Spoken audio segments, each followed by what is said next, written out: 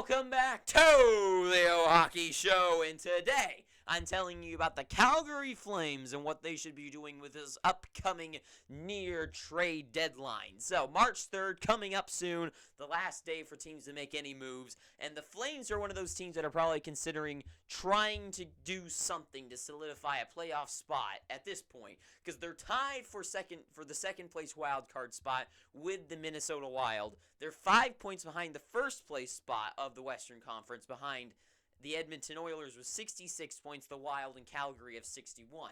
So, they're in a tight battle right now, right? Not only are they fighting for that wild card spot, they're tied, but they're also 5 points, so they're at least 2 wins and 1 overtime tie to tie them, or 3 wins to get actually past them. That's kind of a steep hill, and Calgary, they do have 1 game in hand against the Edmonton Oilers, 54-55. So, I mean, they have one little slight advantage there, but still, it's a pretty tight battle, as well as the Minnesota Wild just tied with them, literally. And not only that, but the teams in front of them in their own division, so to try to get into that third place spot even is going to be tough. Not only are the teams in those 3 spots, the Kraken, the Kings, and the Knights, already that's going to be a tight battle to hope that they start losing games. But also, in the Central Division, say a team, Nashville, they're 5 points behind Calgary. So, I mean, there's still a lot of season left, so anything could happen. But they've got a team that's closing in on them from behind as well. But also, the Central Division's always been known to be better than, but the Pacific Division, say the Minnesota Wild start winning some games, and Colorado starts to become shaky, Colorado could then drop out of their own top 3 and then knock them out, just because that's how this stupid playoff format works. So there's a lot of things going against them right now. They're getting into the top 3, being in the wild card. There's going to be a tight battle right now, especially with their team. So they're probably thinking, what do we do? Okay, and I got to tell you, my perfectly honest opinion is I think Calgary's going to be one of the teams that don't do anything, and then the fans are going to get mad, and it's just not going to go anywhere. But I think it's going to be tough for them, right? So right now they only have $1.007, so $1 million in cap space to bring someone in, okay? So they don't have any money to really have wiggle room to trade someone in. So they'd have to unload somebody, right? So sure, let's say you go for a guy like Timo Meier. Timo Meier, final year, RFA coming up, probably going to get traded, would be great for your team, right? So sure, you could trade like your first round pick this year, as well as Milan Lucic, or one of those guys that are coming up, like maybe like a Backlund who's got 2 years left, but Lucic is on the last year of his contract and he doesn't do much, so he's more of a name, as we all know. And sure, you could do that, give the Sharks that contract just to die with.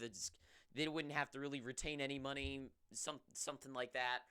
And the first round picks would be nice for them to have. So, sure, you could do something like that. Or you could go another way. You could go after a guy like, any of the top free agents, right? All of these guys that are being talked about being moved. But it'd be pretty hard. You definitely can't go after one of the big ones like a Patrick Kane. $10 million, there's just no way they're going to make that work. They'd have to get rid of someone a bigger name and more money to work with, right? So it would be pretty tough for the Flames at this point to really bring in any free agents, unless they do like a Lucic for like a Meier, right? So sure, you could do that, but would it matter? Because for me, honestly, and I like all the teams except like one, and that's always changing. It's always changing which team is my least favorite. But when it comes to the Calgary Flames, I honestly don't think that, sure, you could trade for Meier, bring him in, no matter what, a guy like Timo Meier is going to help your team, right? But I honestly don't think that it would make a difference for the Calgary Flames, especially when it comes to their playoff chances. Because the way this team is built, your team is downgraded from last season when you had Tkachuk and Gaudreau, right? You bring in Huberdeau and Nazem Kadri and even Mackenzie Weegar as well. And your team isn't even doing as good as you were last year, right? So you're already worse than you were last season going into this one. And you almost lost in the first round to the Dallas Stars of all teams. Well, doesn't look bad now, but back last season, you almost lost them in the first round to just their goaltender.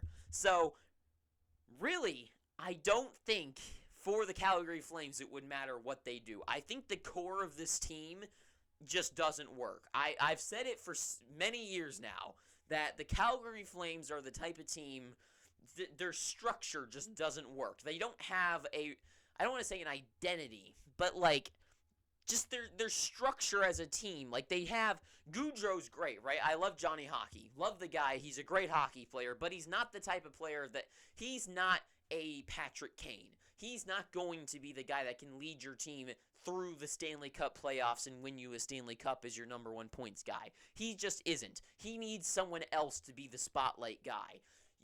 Tkachuk is amazing, right? And he I like his grittiness. I like what he can do.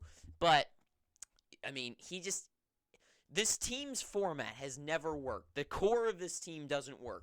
Sure, you can go over to Toronto and say the same thing about them, right? And I think there is a statement there that that core, their idea of just having super top guys and then it all falls off behind them, for the playoffs, it just doesn't work, right? And for the Calgary Flames, just the players that they have on their team just are not playoff winners, I guess. Like, they're just not a playoff team. Like, you look at a team like the Islanders, okay? They are a team that might not be great in the season, but if they make it to the playoffs, they're incredible every single time they make it to the playoffs, right? And I think the Flames just, in seasons past, they were a good season team, but terrible playoff team. And I think this year, now they're not even that good of a season team. And I don't like their chances with their guys that they've brought in.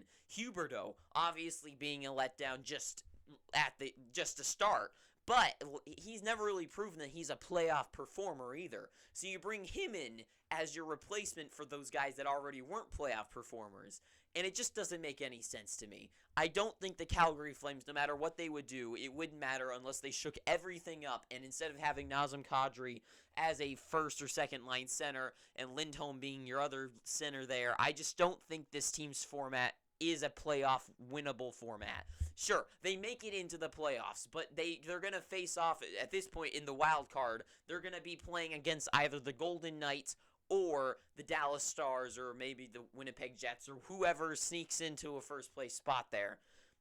I just do not see... wouldn't that be crazy if this season Dallas goes against Calgary and it's the opposite way and Dallas is that would be nuts, actually. That'd be kind of cool to see, the flip from last season. So unless they do, but if that happens, the Flames, this team is just not going to win. So I don't think it matters. I've been saying it for years. I think this team needs to blow it up, which they kind of did, but they didn't blow it up enough. They still got remaining pieces. I think this team needs to reset completely, because unless you want to be mediocre, and I think this is a death of a team right here. This is going to be the slow and just mediocre team for the next 5 years, I think. This is going to be a team that, sure, they may make it in. They're going to become the Minnesota Wild of years past.